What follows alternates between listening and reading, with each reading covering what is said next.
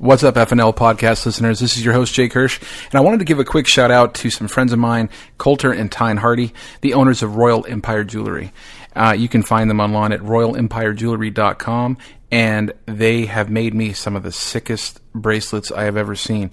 Now, go on their website. They're working on it right now, but they have all the little links up where you can find them on Twitter. Go to Facebook. Type in Royal Empire Jewelry and their Facebook fan page will show up, and they've got just some of the sickest work you can get.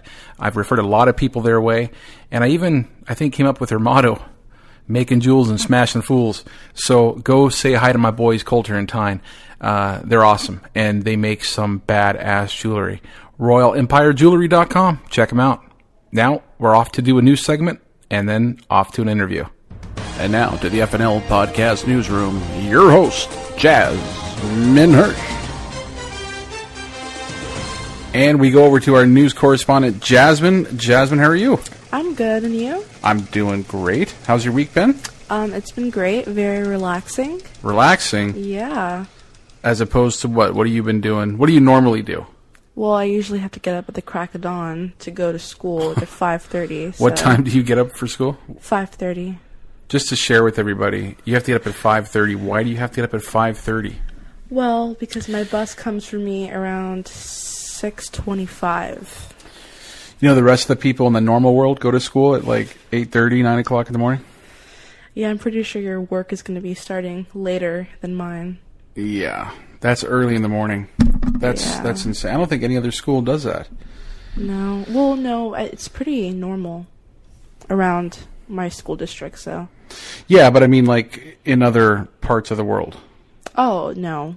I mean, I'm assuming it's not normal. No, I don't think it is. That's pretty torture. early. Yeah. It's still dark out. Oh, when you yeah. leave. Yeah. I mean, I'm not speaking because I don't know the answer to it. I'm just, like, letting other people know, because obviously I see you in the morning when you get up and go. So, what has your summer break been like so far? It's been great. I've been to Vegas and Whoa. What? Vegas? Well, I mean, you were there too. I know. I'm just trying to make for a really good radio here. What did you think of Vegas? Because I did a little spiel on Vegas on the last podcast, because the one that I released the other day is one that I actually had to go off on Vegas a little bit, because I just wasn't impressed with all the. I was impressed by Vegas. I wasn't impressed by the people in Vegas. What do you mean? Just what people are wearing and Wow. Don't get me wrong. I mean, there's a lot of good-looking people in Vegas, a lot of people that wear very nice things in Vegas, but there's also a large crowd of people who just look like shit.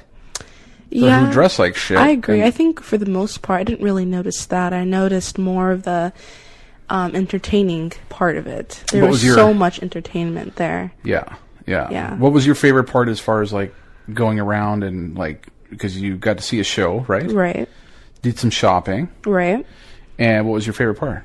Probably the Cirque du Soleil show. That was amazing. Truly pretty beautiful. Awesome seats too. Oh yeah. Yeah. Yeah. Yeah. It was unreal. What a good show. Okay. So, what do we got on the news wire this week? What's going on in the world? Well, I'm sure you all have heard about the Sudan Christian woman who was initially facing a death sentence after refusing to renounce her faith. Mm-hmm. So she thought she was finally free Monday after a higher court ordered her released, but now, a day later, she's back in police custody and now faces a new charge, and she's accused of falsifying travel documents. Oh, Jesus. So they just want this woman behind bars. Yeah. They're just finding an excuse to... Yeah. So was she released and then rearrested, basically? Yeah, she was released, and they found, some problems with her travel documents, saying that it was false and forged, and now she's right back where she started. Are they going to behead her this time, though? They're going to kill her? Well, I hope not. Over travel documents? You don't know I don't know how they do things there, but I mean... Can you imagine if that was a punishment here? I don't think Americans could take it. I would have had my head chopped off already, I'm sure. Yeah. Probably. It's so ruthless. Like other countries, they got such ruthless laws. Yeah, I mean, they don't really, it's very traditional and they're very set in their ways. Like, it's been like that for hundreds of years, I'd imagine. So, I mean. Yeah. Well, because somebody posted a video not too long ago. I don't know. It was like last year or something like that. And it was of a guy who obviously had been caught stealing. And they put his hand on a cinder block. Mm-hmm. And another guy came up behind him with a gun and basically was like, if you move, I'm going to shoot you in your head. And another guy came over with like a little hatchet, like a little axe, and chopped his fingers off. And the guy, like, he hit it, and like 4 of his fingers went off, or like 3 of his fingers went off, and then he, like, you know, blood went flying everywhere, and he's like, oh, and like he grabbed his hand, and then he still had one finger like dangling by like a piece of skin, and the guy is like, put your hand back on there. Like, would you imagine getting your fingers chopped off and someone saying, put it back on there so I can finish the job? Like, holy Jesus. Oh. What did he do again? I think he stole something. And he couldn't just put him in jail? No. Over there, they believe in, like, hand, you know, eye for an eye, tooth for tooth type of thing. If you get caught stealing, get your hand chopped off or your fingers chopped off. That's the punishment. Like, don't steal. So that's what happens. Wow. Yeah. Pretty brutal. So this lady got rearrested, and she's back in the slammer again. Yep. Oh, man. Poor lady. Anyway. Yeah.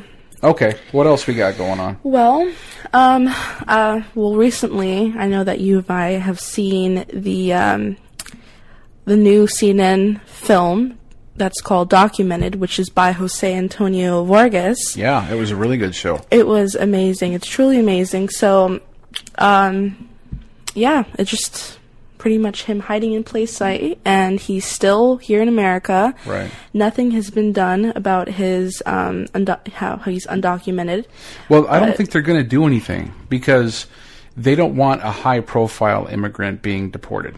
Well, I agree with what you said, but I think it's because of how his story is all over CNN, and it's all over all these news coverage things, and everyone knows about it now, so they can't really, sweep it under the rug. Yeah. Yeah. Which or is they great. can't. Well, like I said, like he's a high-profile guy right now. Right. People know who he is, and yeah. Do you think they'll eventually put him? I don't think so. They had there was a really good episode of another podcast I listened to called This American Life, and on that one they had an episode about like America's immigrant kids, right? And this was a while ago. I think it was last year. Mm-hmm. And it was an episode where it had interviews with these kids. There was like a movement, and they were all kids of illegal immigrants, so they didn't have their papers. And their form of protest was getting themselves arrested on purpose. Like they would put like recorders on and stuff, or they'd have like hidden microphones and things, or cell phones, and they would literally like walk into a police station and say, I'm an undocumented worker, or I'm an undocumented U.S. citizen, or I'm here illegally, right? Right. And they would get purposely arrested and thrown into a detention center, an immigration detention center. And once they were on the inside, they were able to report what goes on behind closed doors, right? Oh. Yeah, so they were like getting people's stories, and then they would, reach out to people on the outside, and then once they started making some headlines, and we're not talking like months and months and months. These guys were in there for like a few weeks. Right. Okay. And they were getting names and they were, they were basically journalists on the inside, right? Right. And so once they got the stories out to the public, miraculously enough, they were all let go. They were all allowed to stay in the United States. Well, what I find fascinating is how is the government supposed to enforce the law they have created about immigrants when they can't even enforce it to people who are high profile? Mm-hmm. How do they enforce the law and show people that we mean business, and they don't even do anything when this high profile Jose, guy isn't even arrested or put back to his home country? Well, I think it's because he is bringing and shining some light on. Well, okay, here's my opinion on this whole thing. Okay, is that it's a very delicate situation because we are dealing with two political parties that really are afraid to take a major stance on immigration.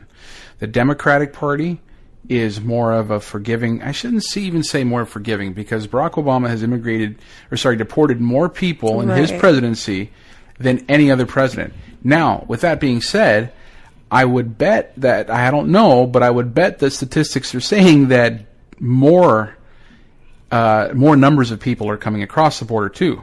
Okay? So maybe when Bush was in office, it wasn't that big of a thing for Mexicans across the border. We obviously had an immigration problem, but I think today we have an immigration emergency.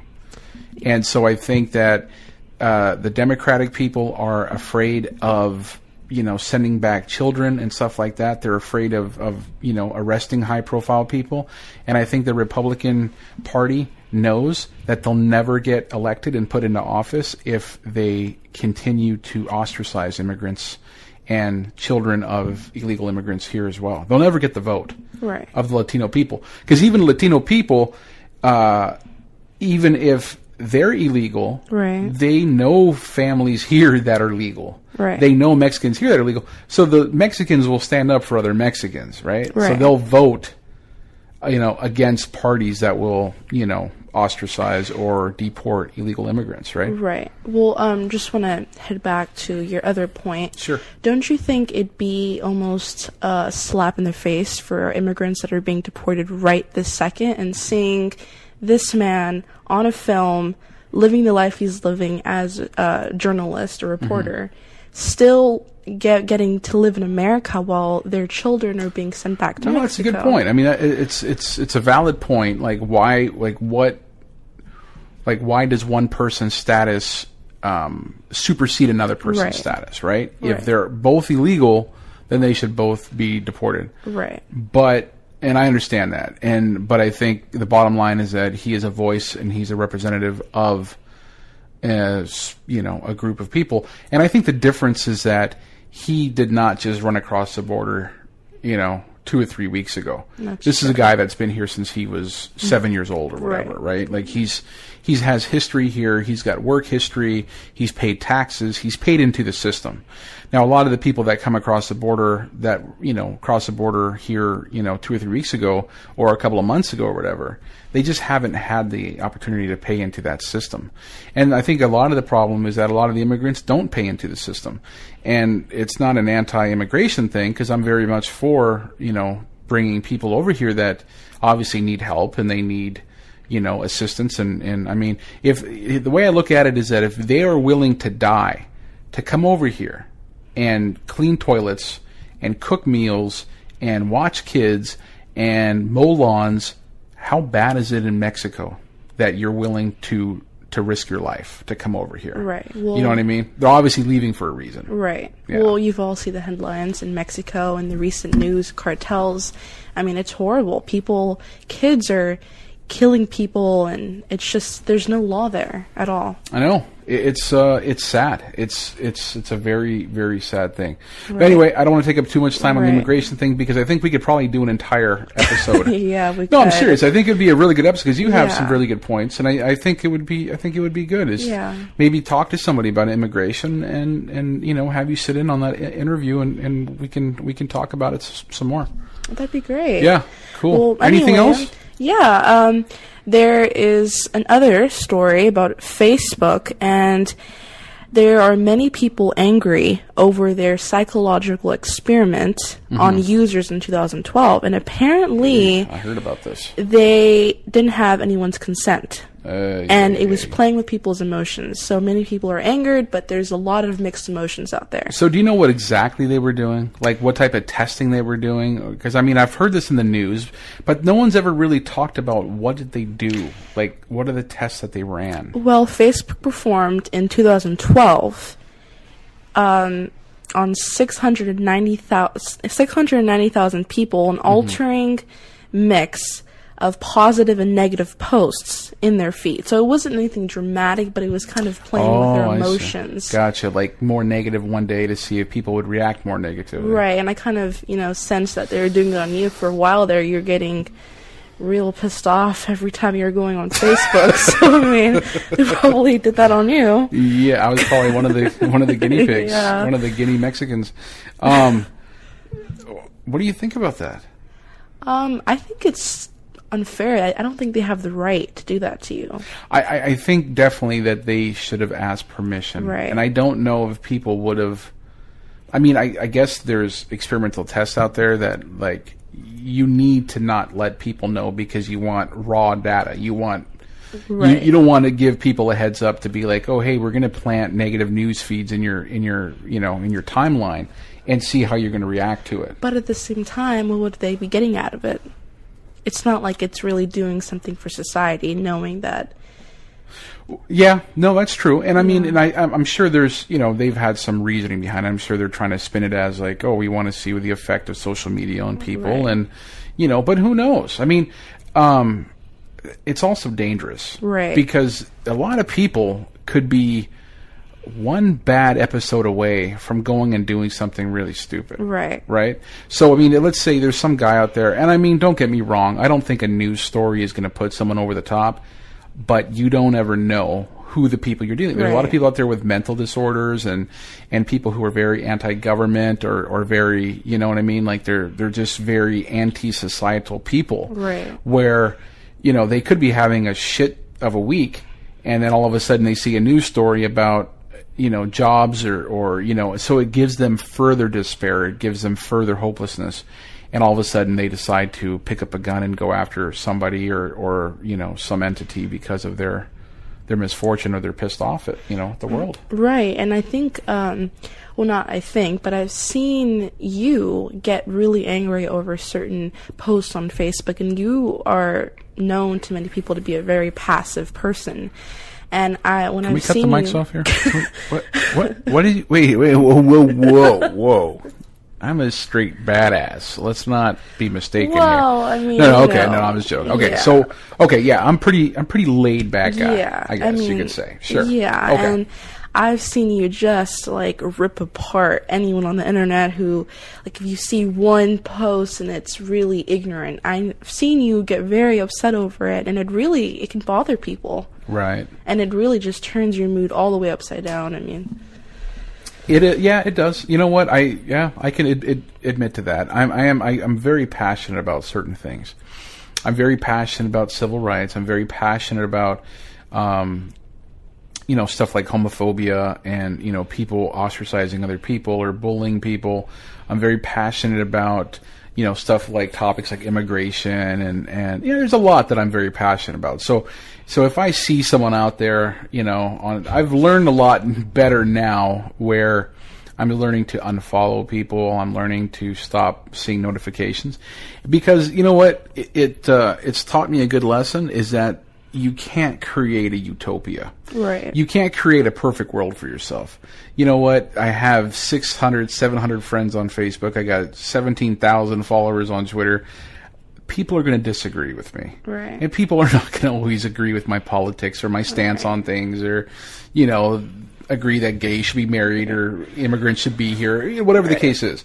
So I have to learn not to unfriend and blast people. I have to learn to just say, I just don't want to see their shit on my timeline. Right. Well, about the utopia part, it's funny because that's exactly what you told me when you sent me to this, ghetto middle school a couple years back. And I don't know felt what you're talking about. Oh, no. I do not know what you're talking about. Turn the mics off. Yeah, it's going to get down and dirty in here in about 2 seconds. Yeah. So, what did you learn there? I honestly didn't learn anything besides how to survive. Besides how to sharpen a pencil and use it for a knife. How to clutch my purse better. It was like Hunger Games in there? Yeah, pretty much. How to use a rifle. How to shut my mouth and not get shot at. Well, okay. Thanks, well, Dad. I know. It was a very tough preschool. It was pretty... Just joking.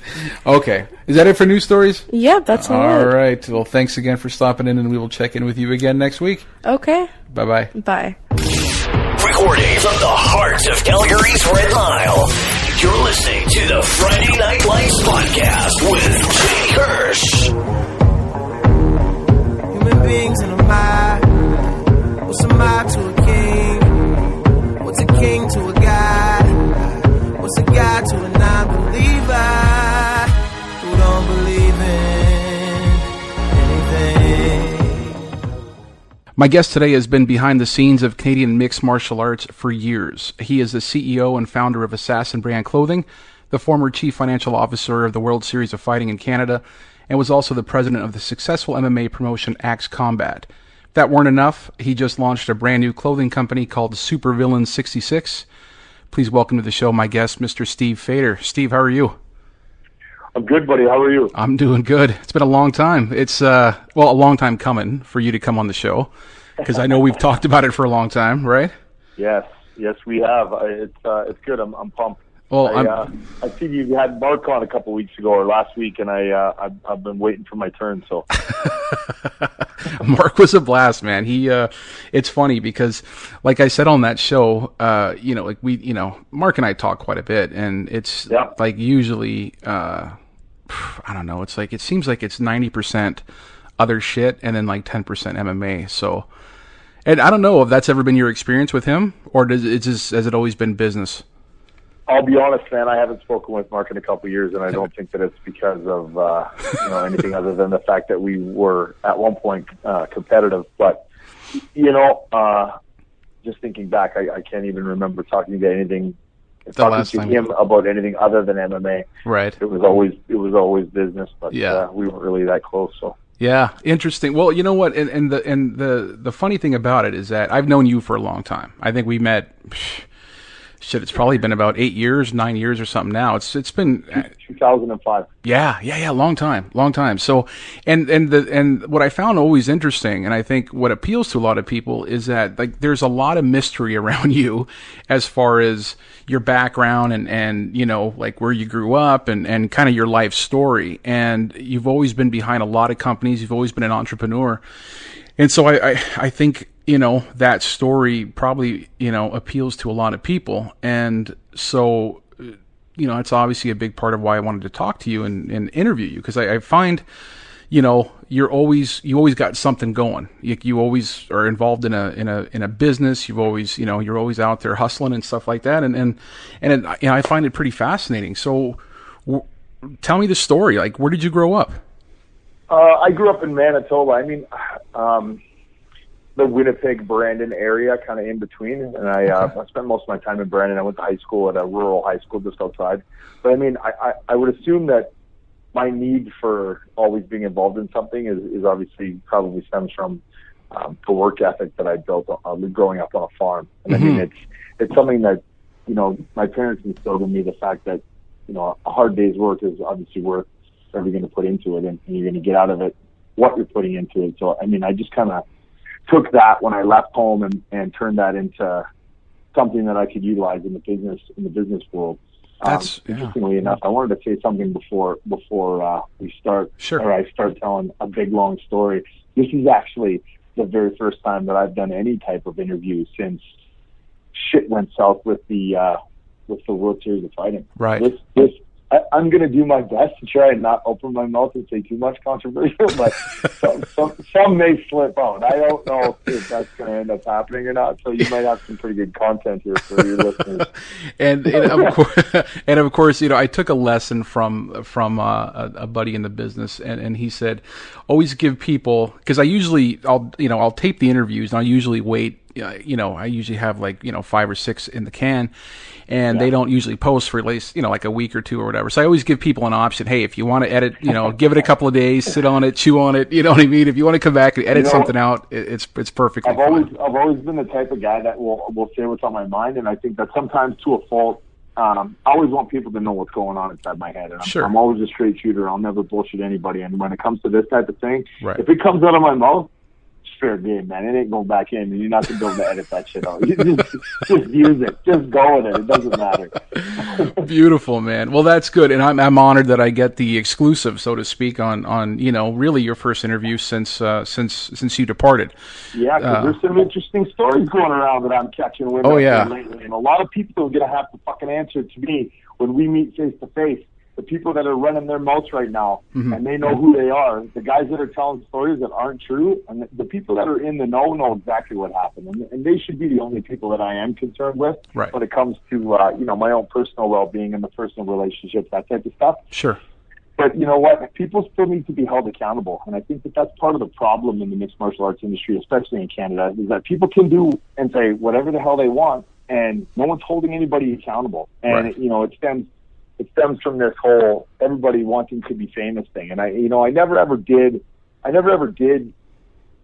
created the fighting organization and got into MMA promotions in order to try and gain popularity or to be some type of like household name. It was always to benefit the fighters and to try and further the sport in the country. And I've said that in every single interview I've ever done on the radio, on TV, whatever. It doesn't matter. It's always been my point. And I think part of the reason why it was easy for me to step away from the World Series of Fighting is because that started to not happen with the people who are now in charge. And it started to disgust me to the point where, back to the work ethic. I mean, you're putting in a certain amount of work, and I mean, as you know, putting on a show and MMA promotions in general is painstaking work. Like it's 24 hours a day. You just never stop.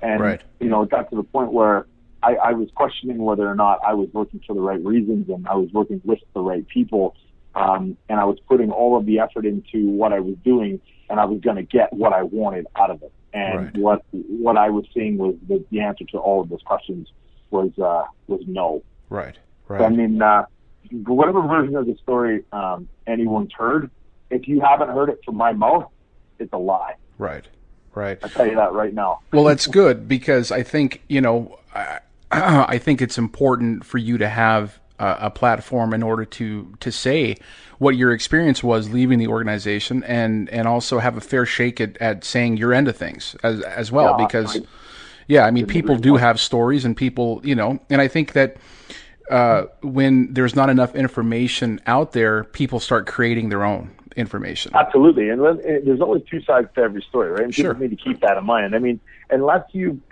gotten in touch with me and you've asked me specifically, to verify what you've heard, then you, in my opinion, have no right to be spreading any type of information that you don't have both sides of.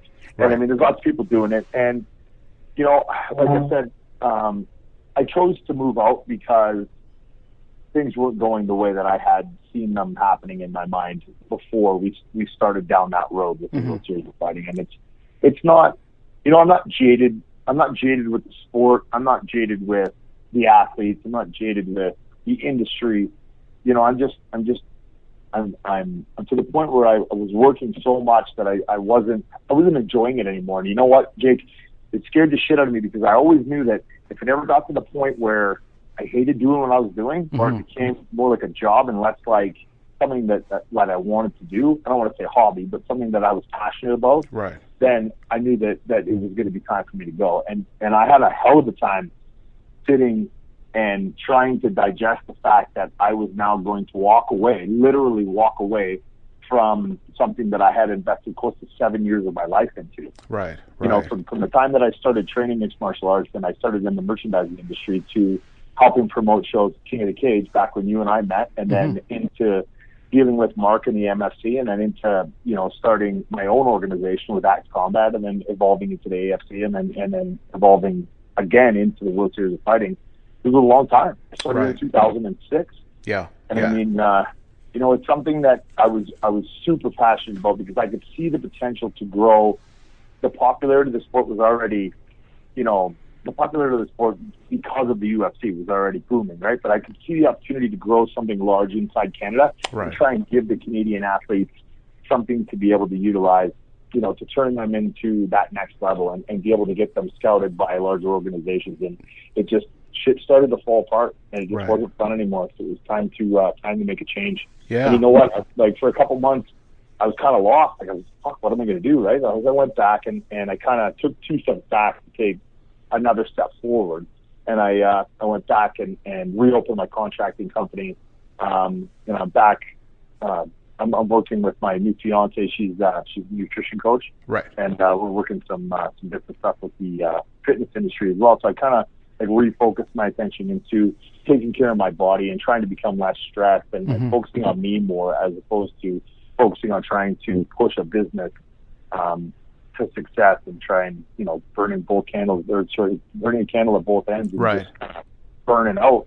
And Yeah. I wasn't paying attention to my health, and that's something that I've started to focus back on again now too. And you know what? It was I don't want to say that leaving mixed martial arts was the best thing I ever could have done, but I mean, it's definitely made a positive impact in the last 3 months or 4 months or however long it's been. So Yeah, well, That's I mean, good. I've seen I've seen a big change. I mean, like I said, you and I have been friends for a long time.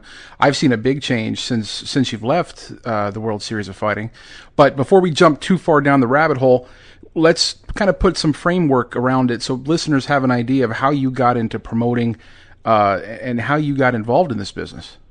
Yeah, okay. So, we'll jump back to your original question. I grew up in Manitoba. I moved to Alberta in 1999. I moved here to become a fireman, actually. I went through an emergency services technician course, and Right. I got, certified and all that. And my plan was to try and get into emergency services full time, which didn't actually pan out for the first couple of years, but then I did, I went and worked on the rigs for a little bit, and then I came back, and I worked as a fireman in, North Battlefield, Saskatchewan, for close to a year and a half. Wow. And then I got the opportunity to try out for Edmonton, and I made it on the hiring list in Edmonton and never ended up getting hired. And then I tried Calgary, and I kind of migrated my way back down to Calgary. So from Calgary to North Battlefield, Saskatchewan, and then back to Calgary again. Right. And that time span was probably 1999 to about 2006 or 2005 is when I kind of set roots in Calgary, and I've been here ever since. Right. So in 2006, I actually, I thought what I was doing was anticipating the popularity of the sport in mixed martial arts. And I started to see promotions like King of the Cage pop up and start doing more consistent shows across the country. So I thought, oh, well, maybe here's an opportunity for me to be, in the merchandising industry. And I've always been artistic growing up, or what I deemed artistic, but I wasn't. I was a little kid. I used to draw lots. Right. I had Assassin in my back pocket for years and years, and I thought, you know what, maybe this is the time. And I had met somebody that was well versed in website development, that kind of stuff, and online sales. So I thought, shit, why not give it a shot, right? So it actually for the first year, retail sales at live mixed martial arts events were fantastic. It was ridiculous the amount of money you used to make selling T-shirts. Yeah, I mean, you had the market cornered for that. I mean, I remember seeing. I mean, you're I would almost say an expert at brand marketing. You're really good at establishing a brand name and getting the word out there. I mean, you were the guy that, anybody that, remembers back in the day, any MMA show that you went to live, there was an Assassin booth there. Yeah, for sure. And it was more of, me trying to be in the public eye as much as possible, and by me I mean the brand. Right. Social media was just starting to kick in. There was no Instagram, Twitter hadn't even started yet. Right. Facebook was the bulk of what we were doing, and then I thought, we're going to need obviously a forum by which we can offer these designs up to the public, right? So, you know what? I made a ton of mistakes, and I don't regret any of the stuff that I made mistakes on, because what it's done is it's prepared me for the next step, which is, I'll get to that in a second. But it was fantastic. I literally would pack up boxes of merchandise, and we flew from Nanaimo all the way to Halifax. I did shows with King of the Cage, and it was up until about 2008. The midway point of 2008, right when the economy started to take a dive. Right. People stopped going to shows, and people stopped buying merchandise at shows. And then I kind of, I was sitting on a bunch of stock, and it was a pretty big eye opener. So I decided, okay, well, maybe it's time to, again, just put it on the back burner. And I started a contracting company at the end of 2009.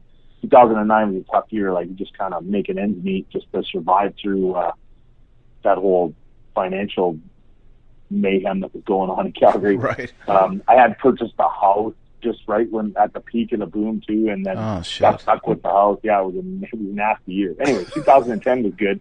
But 2009, 2010 was about the time that I was dealing with my contract with the MFC too.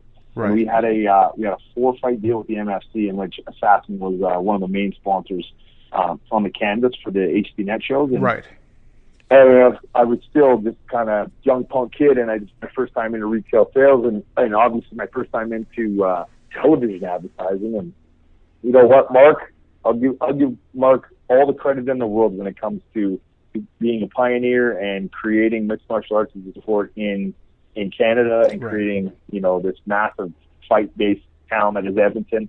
But when Mark asked me how much I wanted to pay to be the title sponsor for the MFC, and he let me quote my own price, he gave me just enough rope to fucking hang myself. And you know what? Good on him for not telling me that I was paying too much. But I won't tell you how much it was, but it was almost to the point where I was like claiming bankruptcy. Like, it was bad. Holy shit. That's not his fault. That was my own fault. Anyway, that was just another one of my expensive lessons learned. So anyways, I limped through the MFC relationship, and then I think in end of 2010, I was supposed to actually fight for Mark, and it was going to be, it would have been my last MMA fight. Like, I was supposed to fight, I can't remember who it was, guy, Nick Rinchishin, I think it was, and then he backed out, and then I was going to fight wrestlers from Saskatoon. Yeah, because you fought for, I mean, like, a lot of people don't know. I mean, it's not just the promoter end of things. Yeah, like, you actually fought in the cage. I think one of the first shows when I met you was a King of the Cage show where you actually fought on the show. Yeah, I fought 4 times professionally. I lost by guillotine to Victor Gaethje on an unsanctioned illegal show in Saskatoon, and I lost to Luke Harris, who was just on the last season of the Ultimate Fighter. That's right. The Nations. That's right. I lost by Kimura. Right. And then the other 2 fights I won by a TKO. That's right. That's right. In the first minute of the first round. But yeah, no, I just skipping over the fighting part. I decided that so in 2010, 2011, I tore my bicep tendon training for the MFC fight, and I thought, okay, well, obviously, I'm 31 years old. I'm not going to make a career out of fighting, so why not, take the next step and attempt to do something, with the business. So what I did was, for the very first time, I put together a business plan for an investor for Assassin, and he actually came up with the idea. He goes, well, what happened if maybe you guys could put some fights on? You think you could do a business plan up for that? And I had never even given it like 2 thoughts. Right. But knowing what I knew from all of the shows that I'd seen, like, I knew how to run a good show. I knew how to run a bad show. Like, I'd seen from the worst to the best shows. And at the time, Mark's show was the best show. Right. So I decided to pitch in this business plan for an MMA promotion, and he ended up wanting 51% of the company for like a small financial investment, and I told him no. But it's funny because the very next day, I was telling the story about what happened, the story like I'm telling you right now, and someone overheard it, and he just so happened to be in a position where he wanted to invest some money, and Axe Combat was born. It was weird. We kind of transitioned from selling T-shirts into promoting fights. We did our first fight at Stampede of 2011. That was the show that we did with at TELUS Convention Center with Kim Couture versus Sheila Bird. Right. And Sheila Bird choked Kim Couture out, and Len Coivisto let the choke go on for 13 seconds too long, and I thought that Sheila Bird killed Kim Couture. I remember that fight, man. I remember Kim was laying there on the mat. I thought she was dead. It was pretty bad. We got a ton of press out of that, though. I was going to say, that really put you guys under the microscope. I mean, like, and not necessarily in a bad way. I mean, obviously that put the officials in a bad light, but it gave your promotion a hell of a lot of press. Yeah, it did. We were. It was funny because Jose Rodriguez is the editor-in-chief of the Calgary Sun. He's actually he's in charge of the MMA scrapyard, and we ended up having that article and that picture of Kim unconscious in the ring in every sports page in every Sun paper across the country the next day. And it was like, I was like, oh no, what have we done? I mean, this is kind of good, but it's kind of bad at the same time, right?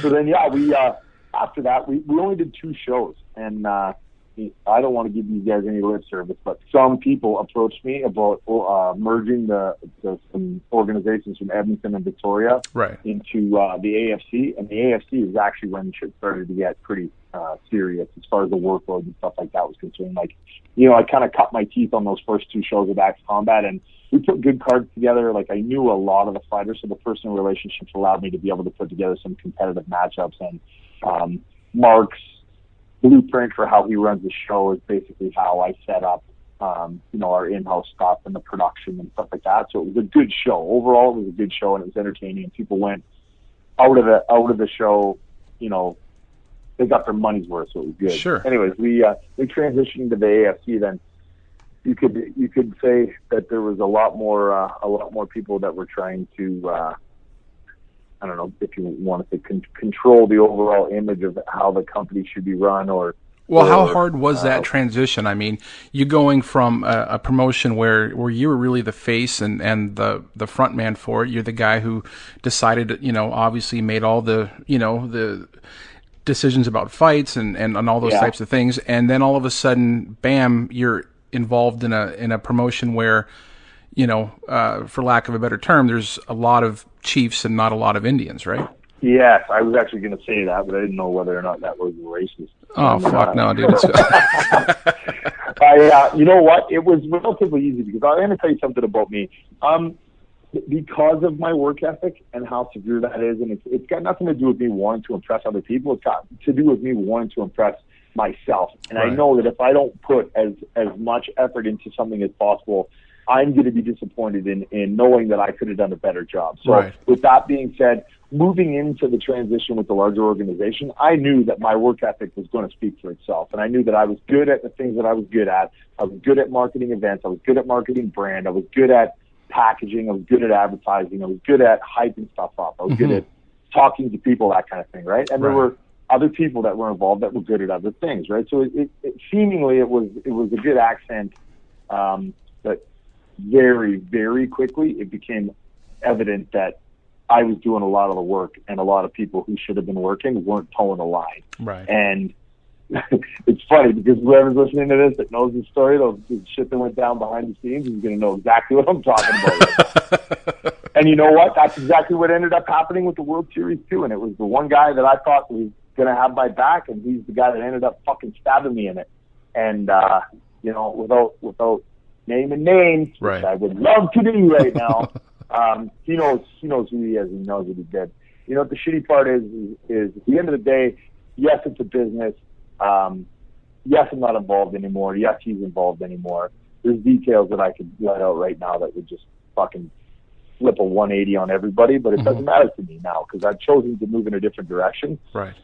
The frustrating part about it is sometimes you're getting that little bit of kickback. Like there's people who heard a story or there's rumors going around, and the shit on the internet you got to ignore. And I've got to obviously move past that and try and take the high road when it comes to shit like this. But you know me, man. As much as I'd like to evolve into the next level of person that I am and try and take the high road and not drag people into the mud, I'm a fighter, and I was a fighter first. Right. And I would love to just stand toe to toe with these guys that want to run their fucking mouth and smash somebody's head in. Sorry. But I'm not gonna. I'm just gonna talk about it. It's like now when I get mad, I write stuff on my phone and then I delete it. It makes me feel better just to write it out and then delete it. Yeah, it's probably to say it's probably pretty cathartic to write that stuff out and then make sure that there's no evidence left over after. With the AFC, we the plan was always same as what we did when we were smaller, right? But the plan was to merge the three together and try and increase the volume of the shows that we were doing in order to try and attract the television, some type of television contract. We didn't know what it was at the time, but we thought, if we just make a bunch of noise, put as many shows on as we can, stay afloat financially, because we weren't losing a whole bunch of money, but we weren't making a whole bunch of money. It was basically we were just anything I could make from my full-time contracting job, I was investing, and it was never a case of like, oh, you put this much money in and you put this much money in. It was always like, you just need to do whatever it takes to get it to the next level, right? Mm-hmm. And then as people started to die off, and the two of us were left over, it got to a point right before we signed the deal with the World Series of Fighting where there was no more organization. There was no more money. There was no more we weren't going anywhere. Right. And then I went out of my way to actually revisit the original guy that I pitched the business plan to for Assassin and for the MMA organization that won at 51%, and I gave him the option to become involved in the World Series of Fighting. And the only reason that the World Series of Fighting Canada exists today is because that investor said yes, and he took my advice based on the business proposal that I gave him, and all of the back-end organization that I put in place, it's the only reason World Series of Fighting Canada exists right now. Fascinating. Interesting. Yeah, it's a story that not very many people know. And I mean, a lot of people talk shit. They're like, oh, you had to borrow money from people who... Guess what? World Series of Fighting's got fucking investors too, and so does Bellator, so does fucking UFC. Everybody does. Everybody, yeah. If any type of substantial business doesn't exist without some type of financial investment, then you should probably just like turn in your internet card. Yeah. I see these guys on these keyboard warriors are like, oh, you have to borrow money from it. Yeah, that's how business works. Right. That's how big business gets bigger. For sure. I mean, it's either going to be through, either through a friend, an investor, or a bank. Exactly. Either way, you're going to have to borrow money. Exactly. Yeah. So I mean, reading some of the stuff that I read, I realize that these guys are uneducated, and obviously everybody doesn't have the full story, which is fine. Sure. It bugs me for a day, and then I get over it, and then what has been helping me has been focusing on the things that I'm moving towards now. So right. particularly to the after the World Series thing was kind of without giving too many details away, it just kind of, right. I decided no more for me, right? And then I didn't know what I was going to do for a couple of months, and I had actually Amy LaFleche. I don't know if you know Amy. I do, very well. Yep. MMA News Canada. Yeah, She actually approached me in regards to trying to revisit the merchandising aspect of MMA, or just merchandising in general. What her idea was originally was she wanted to try and revive Assassin, so to speak. But it had gotten to the point where, I went through some trademark stuff with the logo that was proving to be more restrictive than I had originally planned. And there was somebody who had actually registered a trademark in like 2004 that was really close to Assassin, and then I was going to have to spend another like 15 to 20 grand to try and get through all the legal proceedings and stuff. And I thought, you know what? Why not start over? Right. I mean, throughout the entire time that I had created Assassin and was working it, I was coming up with like plan B. You know what I mean? I was always coming up with new ideas, and I thought, you know what? If this ever doesn't work out, maybe I could start a new one or whatever. And Supervillain is actually something that I've been sitting on for close to 4 years now, and it was an idea that I wrote down in my notes, and I just kind of sat on. And it was weird because when I started to get all this slack on the internet about what happened with the World Series of Fighting, I was like, fuck, what a better time. What a better time. Everybody thinks I'm a bad guy already anyways. Why the fuck am I start this company now? This will fit in beautifully with it, yeah. I pitched it to Amy, and she was like, boom, yeah, it's a perfect idea. She loved it. So the idea behind the company now is less about, like the traveling guerrilla warfare type thing. Mm-hmm. Social media and internet purchasing, all that kind of stuff has come leaps and bounds since Assassin started in 2006. So our main focus is going to be online, and we're going to try and pitch. So the basic premise behind the company is that we're printing 66 shirts, 66 units, $66 apparel is what it is. So if you're a woman and you go on the site and you like the design and you purchase, you're going to have the back end of the store is going to have the ability to order your size, color. You'll have a bunch of ordering options, and then everything's going to be custom made to that customer that purchases. So we're only producing 66 units. Yeah, and I wanted to talk about that because I found it to be a really interesting business model. I like that idea because the things that you get, obviously, are going to be original, and you're not going to walk around to the bar. I mean, like, you remember back in the day, so to speak, where you couldn't walk into a bar without seeing, Christian Audigier and Tap Out, and I mean, everybody had Affliction shirts on.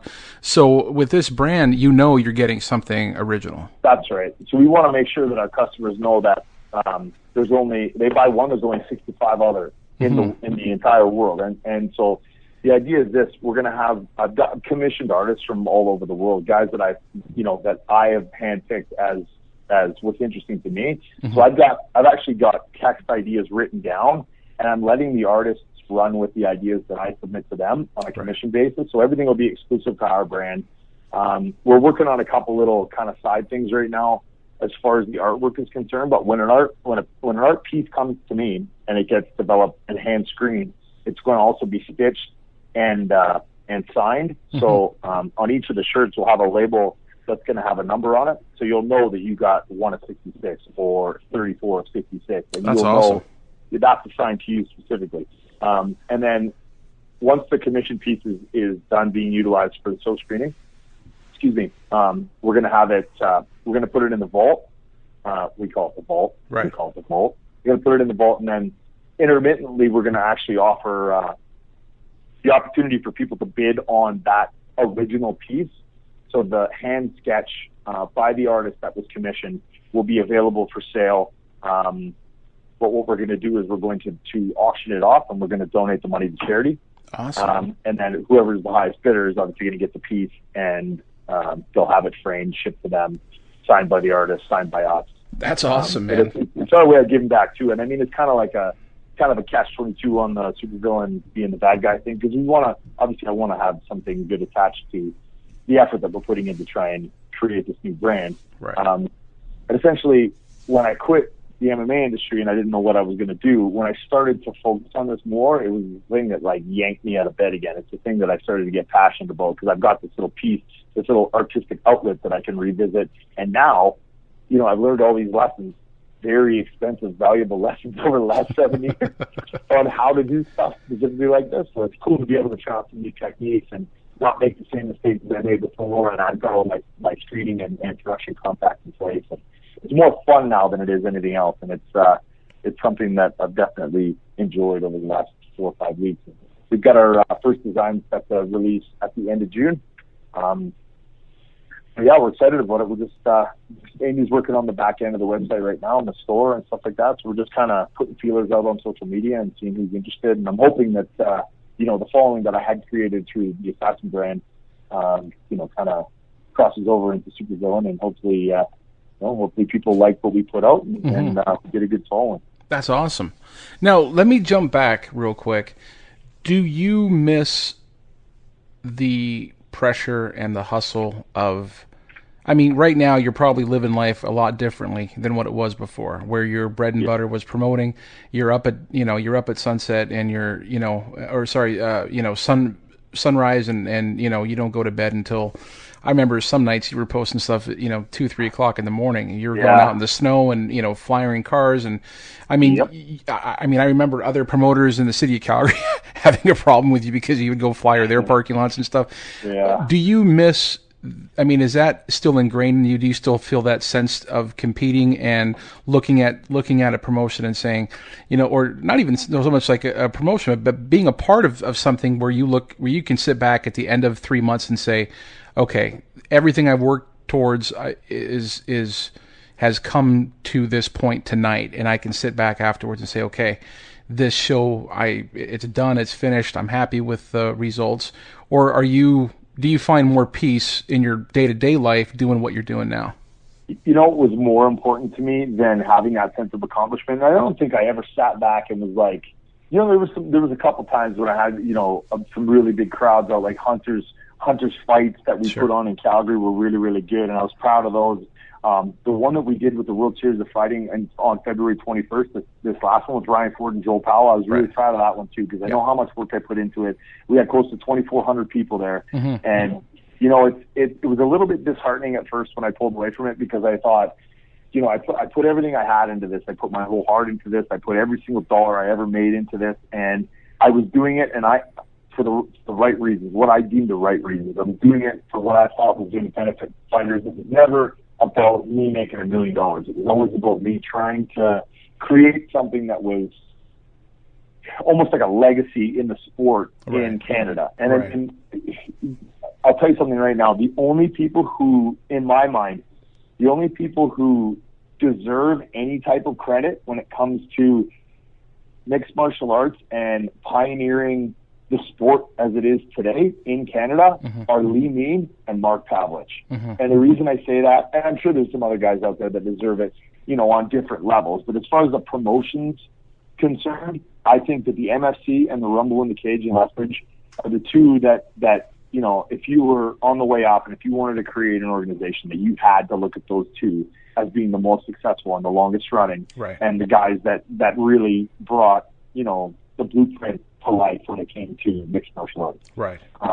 So, do I miss the fact that, I worked my ass off and it was essentially a thankless job? Everybody always had complaints and I could never ever please everybody, and there's always somebody who had an issue with me. I don't miss any of that. Right. To be honest, at first I was angry because of the change. I don't think I was angry because of the way things went down. I mean, I was disappointed in the person that is the one that's talking shit about me right now. Right. I was disappointed in him because, you know, I'm one of the most loyal people you'll ever meet in your entire life. Like, if I think you got my back, then there's nothing I won't do for you. Sure. Like, it's one of those things where, you know, I feel like I've never ever run into someone who's at the same level of worthy that I am when I'm giving it to other people. Mm-hmm. And, you know, it was that way. It was painfully evident in my work ethic to try and put these shows on, like flying in the wintertime, that kind of stuff. Right. You know, there's always somebody beside me,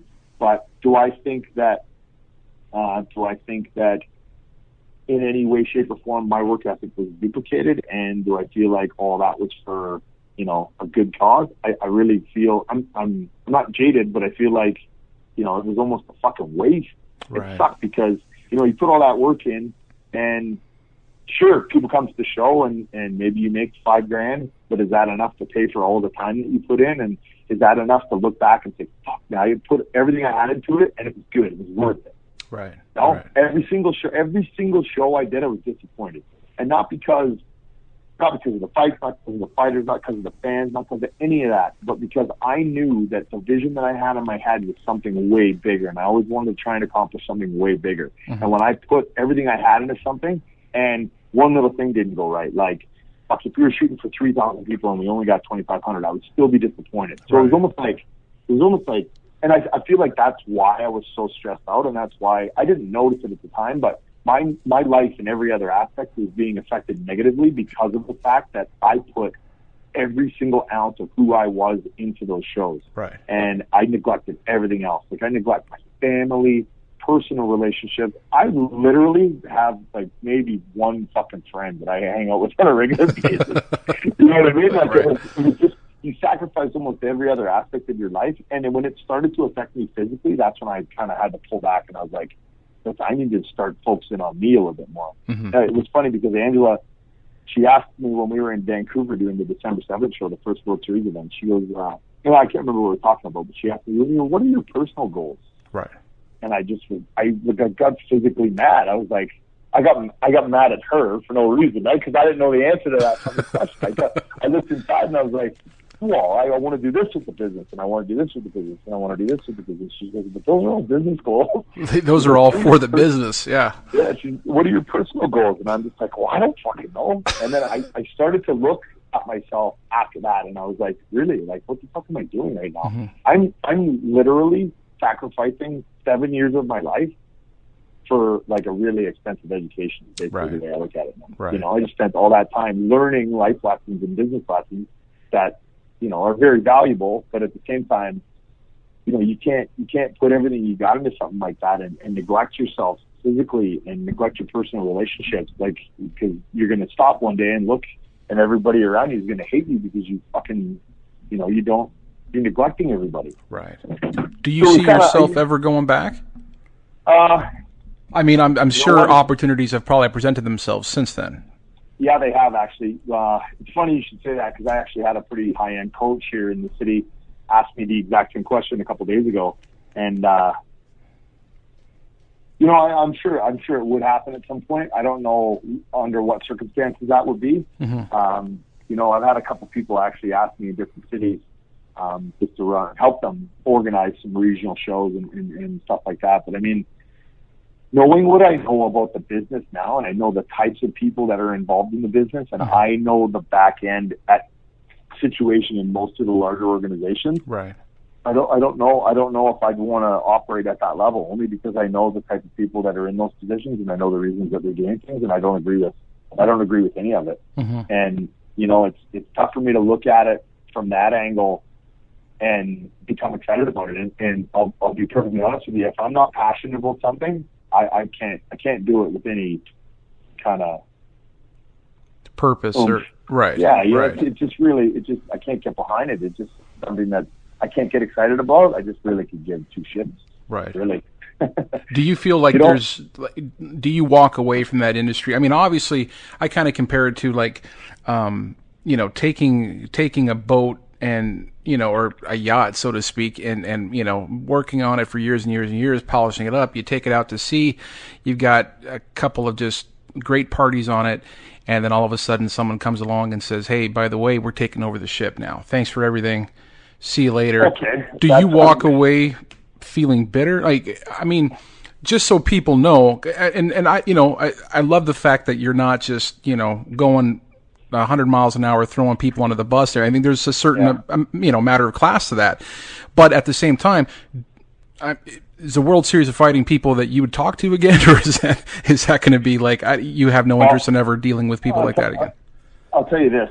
I've got a pretty close relationship with the financial investors for the Canadian leg right now, so right. I kind of keep in touch with them. But okay, the other guys, there's going to come a time, because this industry is very small, sure. when said person, that I will not say his name, is going to have to come face to face with me. He's going to have to answer for a lot of shit that he did. And I got to tell you, like I said before, at the end of the day, I'm a man, and we're on the planet Earth, and the shit that he did is fucking wrong. Right. You're going to have to answer for it. Right. You're going to have to answer for it, and whatever that ends up fucking manifesting itself as, I would be very concerned about sitting face to face with me having to answer the questions that I'm going to fucking ask you.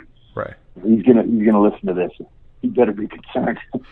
But am I jaded about leaving? No, and I'll tell you why. Because on February 21st of 2014, 2,384 people came to the fucking expo in Edmonton to watch Ryan Ford knock out Joel Powell. Mm-hmm. On June 7th of 2014, 300 people showed up at the Edmonton Expo for the last World Series of Fighting event. I'm not jaded. You want to know why? Because I know that I was the reason why those people showed up. Right. I hustled.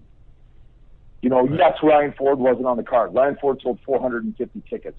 If you add 450 tickets to the 300 tickets that they put in that venue for the last event, that's still only 750 tickets. So somewhere it's lost in translation on who's hustling, whether or not the ground is getting hit the way it should be in those areas to promote those shows, or whether or not they're getting enough exposure. I'm not going to take 100% responsibility for the amount of people that came into that show, but I'll tell you something right now. My organization and my drive to push and promote those shows help those shows be successful. Right. And that's, I don't have to say any more than that, because the attendance speaks for itself. Sure. And I contribute quite a bit to, there's a forum up in Canada where a lot of, traffic comes through of mixed martial art. It's called Top MMA News. Good friend Keith Granke runs that, and I even posted a pretty long segment there about. I saw it. Yeah, and I mean, and you beat around the bush in that one too, though. And I read right through I read between the lines. Yeah, sure. and it was subliminal, but it wasn't meant to attack anybody. It was just saying, listen, there was a drastic contrast between one show to the next show, and you know what I mean, obviously there's a personal connection there because I know you and I know other people involved in that organization and I know other people involved in mixed martial arts in Western Canada, period. So I've always up for people having a platform to perform on, but I also wanted to drive home the point that you need people in your organization to fucking hustle, to always go out there and bleed and you're basically bleeding that promotion. You're out there, working from day until night. And I know just years, I mean, not necessarily from experience, but I know from just years of knowing promoters and knowing people that are involved in that industry, how much work and sacrifice that they do. And so I think that in essence spoke for itself, like you said, the attendance and stuff like that. And I don't, like I said, I don't want to lay it all on one person or whatever. I mean, there could be extenuating circumstances or whatever. But my point to that whole thing was that, hey, listen, you need soldiers. You need people that are going to go out there and do the things that, you can't do from sitting behind a fucking desk. And when it comes, I'd like to revisit the attendance from February 21st. What's important to understand here is that if you've got, let's say the World Series of Fighting fighter roster is an army. Mm-hmm. If you don't have someone leading that army that is going to motivate these guys to do the things that are necessary in order for them to sell the amount of tickets that they have, then your army is going to get defeated. Sure. Am I saying that I was that guy? No. but I'd like to think that I had a close enough relationship with each of the guys in order to guide them and try and get them as motivated as they possibly could be to help the brand grow.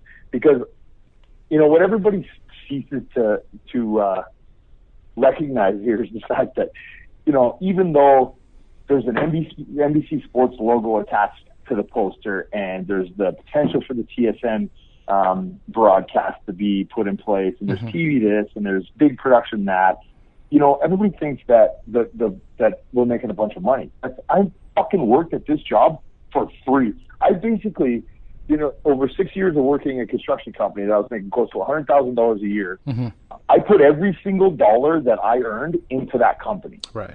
So you could realistically say that I've invested close to $500,000 of my own fucking money into this organization and never received a paycheck. Never. Not once. And the shit that's going around right now that so-and-so is saying about me and the details as they pertain to me leaving the World Series of Fighting in March is just, it blows my mind, because, I'll never ever take away from him the fact that he was a hard worker, because he was. He was just good at certain things. He wasn't good at a lot of shit, but he was good, really good at some shit. And again, referring to the attendance from the last show, it's pretty painfully obvious what he's good at and what he's not good at, right? So for people on the outside looking in and thinking, oh, well, it's your job to promote the show, and it's everyone's fucking job to grow mixed martial arts as a sport in Canada. It's not just my job. It's my job to organize the room and organize the TV and stuff like that. But it's the fighters' jobs to show up. It's the coaches' jobs to train the fighters. It's everyone's job as a team to try and grow this sport in Canada. Because I'll tell you something right now, I never made one fucking dollar off of doing the shit that I did. I did it for one reason and one reason only: try and grow this sport in Canada. And anybody who says otherwise, can blow me. Right. Because they have no clue how much time and effort I put in. Yeah, the fighters train. Oh, the fighters train 3-4 hours a day. Great. I train my ass off and work my ass off every single day, morning to night, 7 days a week, 365 days a year, so that these guys should have a place to fucking fight. Right. Which is great. I don't need credit. All I need is that you have enough respect for me that if you hear a shitty story about me and it's coming from a source that you know is jaded about me leaving that organization, come ask me. My cell phone number is on my Facebook account right now. If anybody listening to this wants to talk to me about what really happened, you can go ahead and give me a shout. Right. Because I'm always available. Right. And if you feel the need to try and run your mouth on an internet forum or on Facebook or involving my fiance in any of this bullshit that we don't want to be involved in anymore, you just come to me. Come to me and talk to me. I'm reasonable. Right. I'm reasonable. Right. So with that being said, looking back now, if you had an opportunity to take that 7 years of your life and do something different with it, would you have done that? Would you have invested that 7 years into some other business? Absolutely not, and I'll tell you why. Because the direction that I'm headed in right now, not just in business but in life, I feel like wouldn't have been arrived at if I had have done things differently. Does that make sense? Yeah, like absolutely. If I had have chosen a different path, I wouldn't have learned the lessons that I learned, and it wouldn't have brought me to the level of personal development that I'm at right now. Right. I wouldn't give up meeting the people that I met for anything in the world, all the fighters, the relationships, even with the guys who don't fucking like me. I mean, I felt like I had a personal connection with each of the guys that I dealt with, because in my eyes, they were coming to help me help the sport. Right. They were coming, even though, you deal with the odd guy who's greedy and he's like, oh, I need more money and you need to renegotiate my contract. Like, you're not a fucking big time UFC fighter. You're not. Right. You know where you're at? You're in rural Canada, okay? And we're trying to build something big out of like mud and fucking popsicle sticks here. So just get on board. Yeah. All you got to do is like hold this stick for a second, okay? You just hold this stick while I put some other mud and sticks together, and we'll fucking try and build something so that you can eventually stand on it and you'll get the attention of the UFC. Right. That was my plan. It was never like, oh, I got to try and nickel and dime these fighters because I need a new truck. Right. Fuck, man, it was never about that. And I wish that people would understand that. And I wish that if they don't understand that, I would love the opportunity to be able to, and this is what I'm doing right now, I guess, tell everybody the real story about why shit happened the way it happened, and where we came from, and where my intent was to take the company. Right. And it just is unfortunate that things didn't pan out that way. So in answer to your question, no, I don't regret spending the time and the effort and the money that I did in order to accomplish the things that I did, because I get a personal sense of pride out of knowing that I said I was going to do something and I did it, and just because shit didn't pan out the way that I had envisioned it doesn't necessarily mean I made a mistake, right? Right. I just, I chose that path. I Right. mean, there's no regrets there. Well, that's good. That's good. And so tell me, as we wind down the interview, what should we be looking out for next with you? You've got the Supervillain 66. You've grown leaps and bounds in the fitness arena. I know your fiance is heavily involved in the fitness realm, and obviously that is rubbed off onto you. Am I not correct? Yeah, it's true. She's just revisiting the personal goals thing. I've lost 40 pounds in the last 3 months since the last show we did. Incredible transformation, man. Incredible. Yeah, no, I've been training a lot. I've been focusing, like I said before, I've been focusing a lot on trying to take care of my body and trying to take care of my mental state and manage my stress differently and just kind of have an overall different view of the world. I know it kind of sounds hokey, but when it comes to physical fitness, I mean, it's always been something that I've been interested in. And ever since I was little, I'm competing in Muay Thai and then into MMA. And, the odd time I think I actually had a jiu-jitsu gi at one time. All right. But now I'm into the more aesthetic fitness and functional strength training and that kind of thing. And it's something that really interests me, and I enjoy learning about the industry. And it's funny because there's a lot of parallels in the fitness industry as far as the different brands and shows and stuff like that are concerned, straight across the mixed martial arts promotion. So it's I kind of get to dip my toe into that pool a little bit. So Right. It's nice to be able to see it from a different angle and just kind of, still be involved in that competitive nature. So in October, I've actually decided I'm going to do my very first bodybuilding competition. Oh, nice. Interestingly enough. So wow. it's something that I need to try, and it's one of those things where you set a goal and just it's one of those I gotta prove to myself that I can do it type thing. Right. So, Right. I mean, eventually, I'm sure I'll be able to turn that into a business somehow. I just haven't discovered exactly how I'm going to do that yet.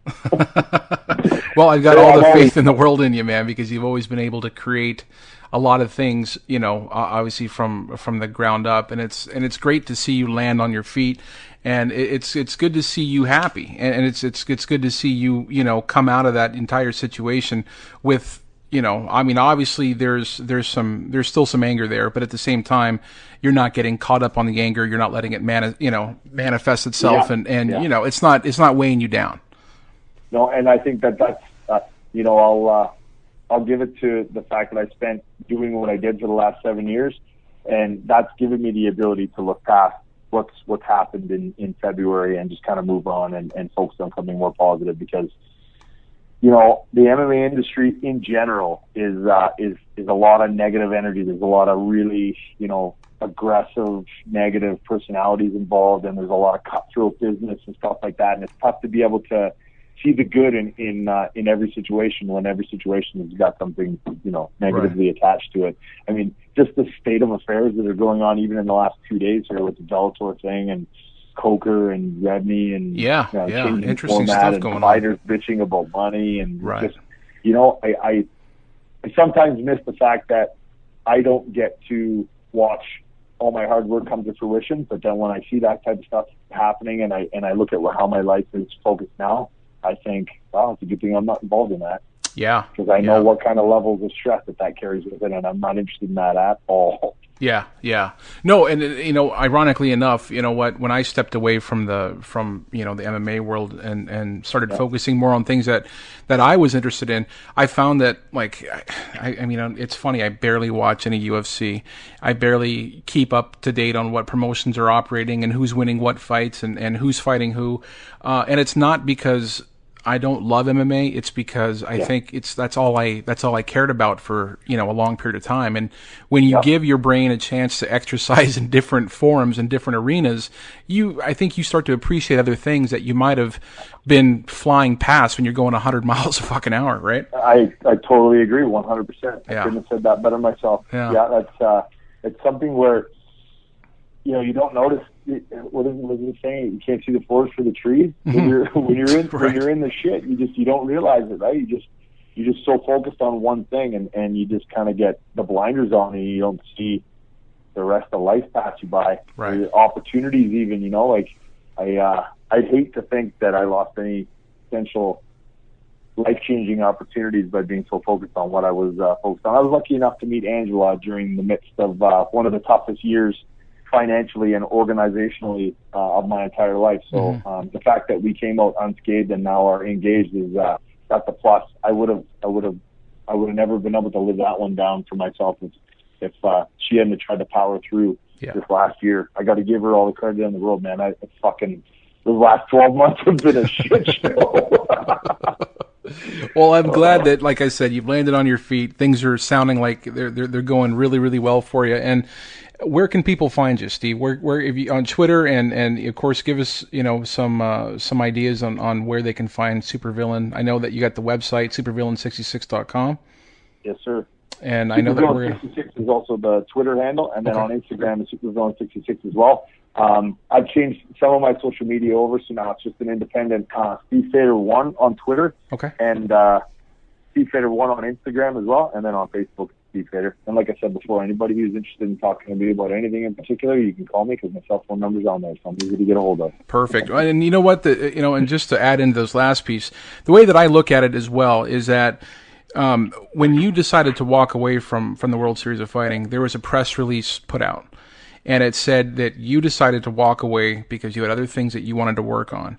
And I didn't see any other press release coming out saying that wasn't true and that's not how it happened and he's full of shit and anything else. So in my heart of hearts, I'm thinking to myself, if there was an alternative version to that story, or if people wanted to get information and start running with it, whether it be through gossip or, sites or, people having opinions or assumptions or whatever, then if they don't read it somewhere where it's coming from you or quotes from you or information directly from you, then I think it's only fair that they do give you a shout and say, hey, man, like maybe I'm misinformed on this entire thing. Maybe I'm only hearing one side of that story. Yeah, I 100% agree. You know what? And the only reason why I would suggest something like that is because I have had actually people in commission positions, like provincial commission positions, and people who are actually like really involved in running the mixed martial arts industry in Canada, personally call me and ask me what happened. Right. So, I mean, obviously, I keep getting wind of rumors that are circulating, and it's only because of other promoters telling me or fighters telling me or people causing shit or whatever it is. So I know people are saying things. Do I care? Not really. I mean, once it starts to negatively affect my potential business moving forward, or me operating independently and not having anything I choose not to have anything to do with that organization. Right. I'll tell you something right now. I still own a pretty substantial percentage of that company. So if anybody else wants to talk about that too, they can. Beautiful.